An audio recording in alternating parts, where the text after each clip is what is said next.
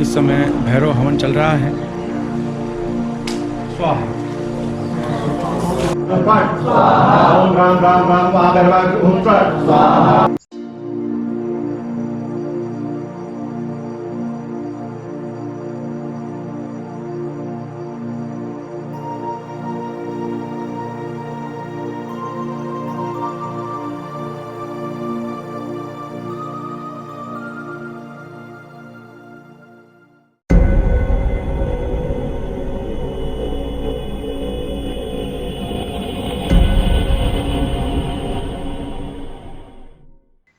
नमस्कार, दिव्य योगासन की तरफ से आपका हार्दिक स्वागत है। आज हम प्रमोद सोलंकी द्वारा कात्यायनी साधना का अनुभव के बारे में जानने की कोशिश करेंगे और देखेंगे कि उन्होंने किस तरीके से कात्यायनी साधना को संपन्न करके अपनी मनोकामना को पूर्ण किया। वैसे प्रमोद सोलंकी के बारे में मैं कह दूं, प्रमोद सोलंकी की उम्र इस समय 42 वर्ष है, 42 ईयर्स है। पिछले 1 महीना पहले उनका विवाह हुआ है। जाहिर है कि 42 वर्ष की उम्र तक विवाह न होना अपने आप में बहुत बड़ी समस्या मानी जाती है कि व्यक्ति की उम्र बढ़ रही है लेकिन विवाह नहीं हो पा रहा है, चाहे कारण कोई भी हो। तो उन्होंने कात्यायनी साधना को संपन्न किया और संपन्न करने के बाद 1 महीना पहले ही उनका विवाह हुआ है। तो उन्होंने अपने अनुभव दिव्य योगासन को भेजे हैं। अब जानते हैं प्रमोद सोलंकी के शब्दों में। मैं प्रमोद सोलंकी, उम्र इस समय मेरी 42 वर्ष है। अभी पिछले महीने मेरी शादी हुई है और मैं एक पढ़ा लिखा इंसान हूँ। नौकरी भी ठीक ठाक कर रहा हूँ, सैलरी भी ठीक ठाक मिल रही है मुझे। और लेकिन यही है कि भाड़े के घर में मैं अभी रह रहा हूँ, लेकिन आने वाले कल में मैं अपना खुद का घर लेने जा रहा हूँ। बस मेरी कहानी की शुरुआत ये होती है कि वर्षों से मेरी उम्र, जब ग्रेजुएशन मैंने 22-23 वर्ष की उम्र से किया, फिर मैंने अपने लाइफ पार्टनर की तलाश की लेकिन कोई मिला नहीं। लोग देखने के लिए आते हैं या मैं देखने के लिए जाता, कभी हम उनको पसंद नहीं कर पाते, कभी वो हमें पसंद नहीं कर पाते। इस तरीके से चलता रहा। काफ़ी वर्ष गुजर गए लेकिन हमारी उम्र बढ़ती गई। एक समय आया कि मैं अब कमिटमेंट भी नहीं कर सकता था कि मुझे ऐसी लड़की चाहिए, वैसी चाहिए। अब मुझे जो रिश्ते आ रहे थे वो रिश्ते इस तरह के थे कि या तो कोई विधवा हो या एक बच्चे की 2 बच्चे की माँ हो, ऐसे लोगों के रिश्ते आ रहे थे। तो मन बहुत दुखी था कि पता नहीं मेरे जीवन में क्या है, मैं क्या कर पाऊंगा। एक जीवन साथी भी नहीं मिल रहा है मुझे। मैंने हर वो उपाय किया। मैं मांगलिक हूँ, मैंने मांगलिक का उपाय किया, कालसर्प का उपाय किया, जिसने जो कहा मैंने सब उपाय किए। हजारों रुपए मैंने बर्बाद किए, कहीं कुछ भी नहीं हो रहा था। थक हार के मैंने ऊपर वाले के ऊपर सब कुछ छोड़ दिया। समय बीतता गया और ऐसे में बस यही था कि आज मैं कुछ अच्छी पोस्ट में आ भी गया हूँ तो भी मन में यही था कि जीवन साथी नहीं है। और जब जीवन साथी न हो तो लोग अजीब नज़र से देखने की कोशिश करते हैं और उनकी नज़र में कोई ज़रूर खोट होगा, मुझ में कोई कमी होगी, इस तरह की उनकी भावना होती है। वो लोग मजाक उड़ाते हैं। मैंने सब कुछ सहन किया लेकिन मैं उनको बोल भी क्या सकता था। घर आकर दुखी होता था, कभी कभी आंखों में आंसू निकल जाते थे कि ये कैसी ज़िंदगी है मेरी। मेरी माँ परेशान, मेरे पिता परेशान, मेरे छोटे भाई की शादी हो चुकी है, छोटी बहनों की शादी हो चुकी है, मेरी शादी क्यों नहीं हो पा रही है, ऐसे मैंने क्या कर्म कर दिए। तब किसी ने मुझे एक उपाय बताया, किसी व्यक्ति से मिलने के लिए कहा। मैं उस व्यक्ति से मैंने मुलाकात की। उस व्यक्ति ने मुझे कहा कि कात्यायनी मंत्र का जाप आपको करना चाहिए, कात्यायनी मंत्र की साधना करनी चाहिए। तो मुझे जितना कात्यायनी मंत्र के बारे में पता था मैंने तो कहा कि कात्यायनी मंत्र ज़्यादा करके महिलाएं करती हैं, पुरुष करते हैं ये तो मुझे पता नहीं। उन्होंने कहा नहीं, इसे स्त्री पुरुष दोनों कर सकते हैं। मैं दुर्गा माता का ऐसे ही भक्त था। मैंने सोचा पता नहीं माँ दुर्गा क्या चाहती हैं मुझसे। मैंने कात्यायनी मंत्र करने का निश्चय किया। उन गुरुजी से मैंने कात्यायनी मंत्र की दीक्षा प्राप्त की, विधि प्राप्त की, और 9 दिन का यानी शुक्ल पक्ष की प्रतिपदा से नवमी तक 9 दिन का अनुष्ठान मुझे करना था। वो मैंने शुरू करने का निर्णय किया और जनवरी महीने में मैंने जनवरी 2019 में शुक्ल पक्ष की प्रतिपदा से मैंने ये साधना यानी कात्यायनी साधना की शुरुआत की। मुझे इसके लिए लाल कपड़े के आसन में बैठना था। सामने मैंने लाल कपड़े बिछा दिए और कात्यायनी यंत्र और एक हल्दी, ये 2 चीज़ें सिद्ध करके मुझे दी गई थी। तो मैंने हल्दी के टुकड़े को कात्यायनी यंत्र के ऊपर रख दिया और एक कात्यायनी माला जो पीले कलर की थी वो मुझे दिया गया था। उस मंत्र से मैंने कात्यायनी मंत्र का जाप करना शुरू कर दिया। ये जो जाप था रोज का 41 माला का जाप था। करीब करीब 2 घंटे का समय लगता था इसमें मुझे। मैंने कभी इतनी देर तक कोई साधना नहीं की थी। मैंने 1 माला 2 माला तो नॉर्मली किया था, लेकिन जब 41 माला का मैंने जाप किया तो मैंने देखा करीब करीब 2 घंटे हो गए हैं। 2 घंटे में हाथ पैर पूरी तरह से जाम हो गए थे, पीठ में दर्द होना शुरू हो गया था, अजीब सा लग रहा था। तो पहला दिन तो मेरा दर्द को ठीक करने में ही गुजरा और दूसरे दिन मैंने ठीक समय पर यानी सुबह के समय मैंने अभ्यास शुरू किया और 31 माला का जाप किया। दूसरे दिन भी मेरा जाप अच्छी तरीके से संपन्न हुआ, कोई समस्या नहीं, कोई विघ्न नहीं, कोई अनुभव भी नहीं हुआ। तीसरे दिन मैंने साधना की तो मैंने देखा कि वहाँ पर जो मेरा पर्दा है बहुत तेजी से हिल रहा था। तो मैंने देखा कि खिड़की खुली हुई है, लेकिन पर्दा जिस तरीके से हिल रहा था उससे ये अनुभव आया कि जोर से हवा चल रही होगी, लेकिन बाहर देखा ऐसी हवा कुछ भी नहीं चल रही थी। लेकिन चूंकि खिड़की खुली थी तो मैंने खिड़की बंद कर दी। अब सब कुछ सामान्य था। फिर चौथे दिन, 5वें दिन, 2 दिन कोई अनुभव नहीं आया। छठे दिन फिर मैंने साधना शुरू की तो जो घी का दीपक मैंने जला के रखा था वो बहुत तेजी से हिलने डुलने लगा, जबकि पर्दा लगा हुआ था। तो मैंने दोनों हाथों से उसको पहले ठीक किया और फिर से मैंने साधना शुरू की। कैसे करके 31 माला मैंने संपन्न की। फिर छठे 7वें दिन तक कुछ अनुभव नहीं आया। फिर 8वें दिन जब मैंने साधना शुरू की तब मेरे शरीर से पसीना बहुत तेजी से निकल रहा था, अजीब सा महसूस हो रहा था। मैंने महसूस किया कि कोई महिला मेरे आसपास खड़ी है और आपस में कुछ लोग मिलकर बात कर रहे हैं। क्या बात कर रहे हैं ये पता नहीं चला।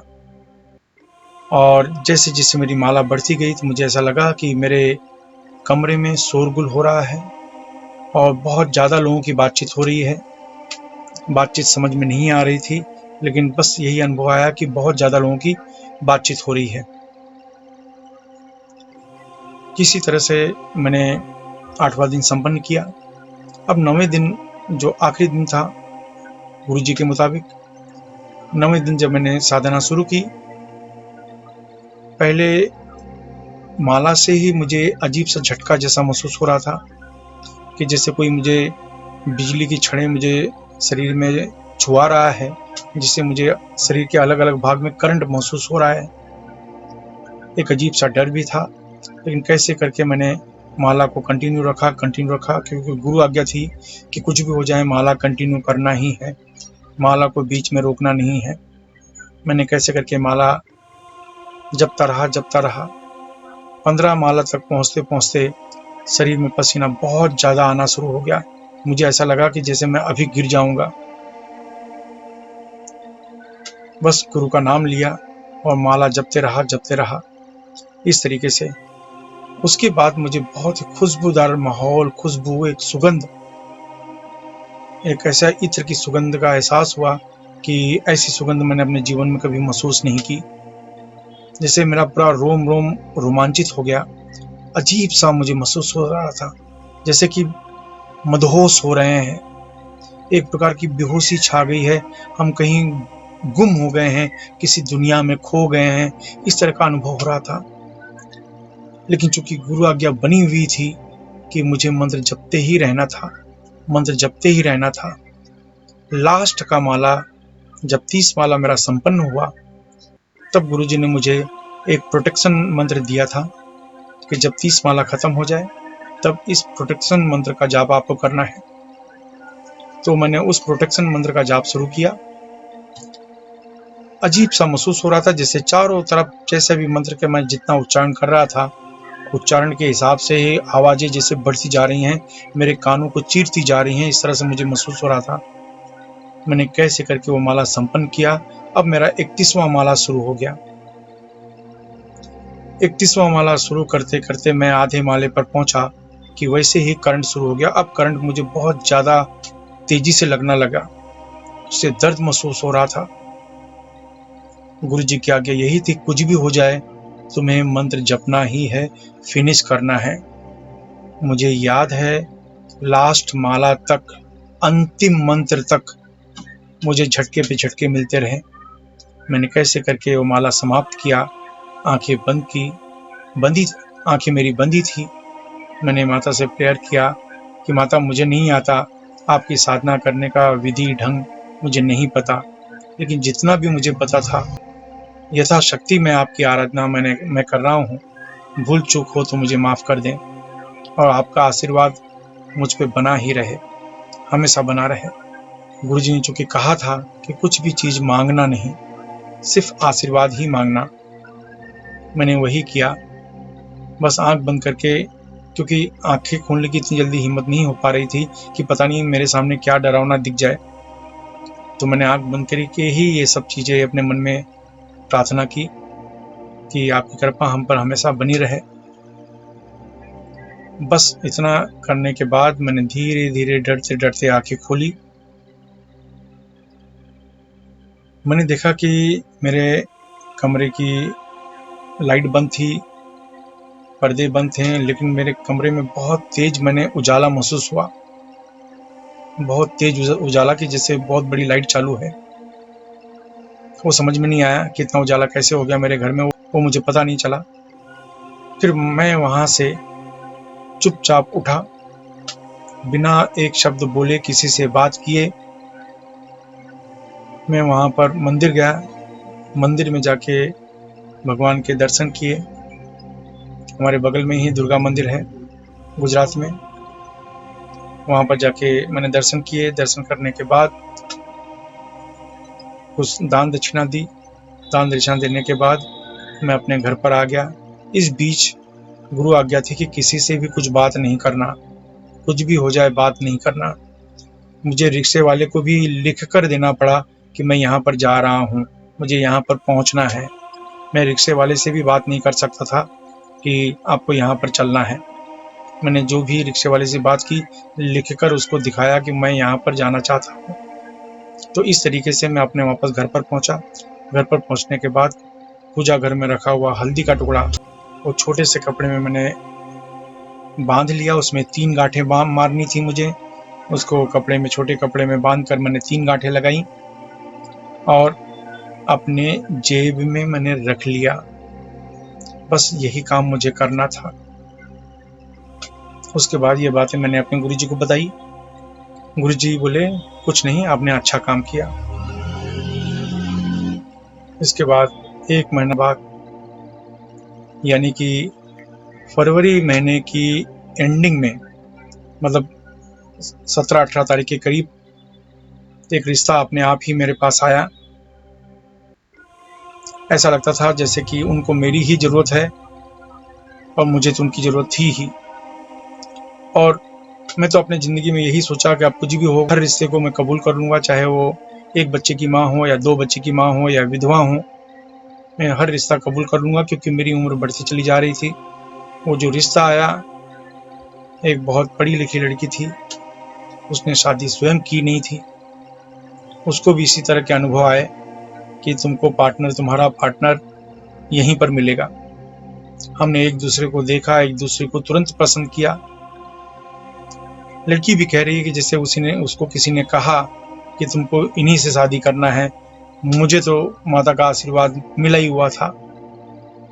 मैंने तुरंत हामी भरी। 1 हफ्ते के अंदर हमारा कोर्ट मैरिज हो गया, यानी आज से 1 महीने के पहले हमारी शादी हो गई। माता कात्यायनी की कृपा देखिए कि मेरी मिसेस का ट्रांसफ़र हमारे ही ऑफिस में हो गया है, हमारी ही कंपनी में हो गया। अब हम लोग एक ही जगह पर साथ में काम करने के लिए जाते हैं, साथ में आते हैं। हम दोनों का विवाहित जीवन बहुत ही सुखमय है, कोई समस्या नहीं है। हमारा इस समय की जो खबर है वो पदोन्नति होने की संभावना बढ़ गई है। मेरी बॉस खुश हैं, हमारे साथी सभी खुश हैं, और मैं, मेरा परिवार, मेरे माता पिता तो अत्यधिक खुशी हैं। माता कात्यायनी की कृपा है। कहने का अर्थ है कि जो लोग ये सोचते हैं कि मेरी उम्र बढ़ती चली जा रही है, मैं यही कहना चाहता हूँ कि निराश ना हो, कर्म न छोड़ें। विश्वास जब आप छोड़ देते हैं, श्रद्धा खत्म हो जाती है, तब आप सरेंडर कर देते हैं।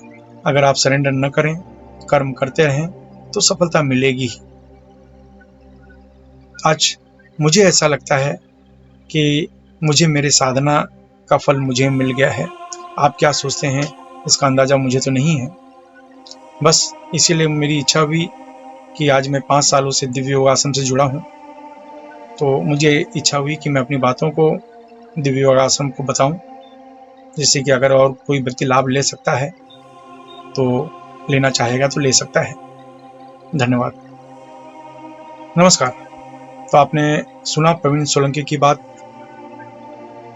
मैंने इनको देखा, इनके परिवार में इनकी पत्नी से भी मिला, और बहुत ही प्यारा परिवार इनका बन गया, बहुत ही हंसमुख परिवार बन गया इनका, और बहुत ही अच्छे संस्कृति के, अच्छे नेचर के इनको पार्टनर मिले। मेरा तो आशीर्वाद है कि ये लोग अपने जीवन में हमेशा तरक्की करें। कहने का अर्थ ये हुआ कि इन्होंने जो कहानी बताई, ये कहानी क्या साबित करती है? क्या वाकई इनके नसीब में इस तरह के योग थे? तो इनकी शादी इस समय होनी थी सो हो गई, या फिर सचमुच इन्होंने साधना में कुछ प्राप्त किया और बदले में इनको ये गिफ्ट मिला ईश्वर की तरफ से? आपकी क्या राय है? आप हमें बताने की कोशिश करें। आप नीचे कमेंट्स में अपनी राय अवश्य दें। धन्यवाद। इसके अलावा मुंबई के निकट वज्रेश्वरी में 2 दिन का पंचांगुली साधना शिविर होने जा रहा है, जिसमें 1.25 लाख से 5.5 लाख मंत्र का अनुष्ठान किया जाएगा। जो लोग ज्योतिष के क्षेत्र में हैं, तंत्र के क्षेत्र में हैं, मंत्र के क्षेत्र में हैं, या किसी भी पद्धति से उपचार कर रहे हैं, उनके लिए ये साधना करना अनिवार्य माना जाता है। अगर आप इस साधना को करना चाहते हैं तो नीचे डिस्क्रिप्शन में लिंक दिया है, वहाँ पर इस साधना को सीखने के लिए फॉर्म भर सकते हैं। आप अपने जीवन में हमेशा तरक्की करें। धन्यवाद।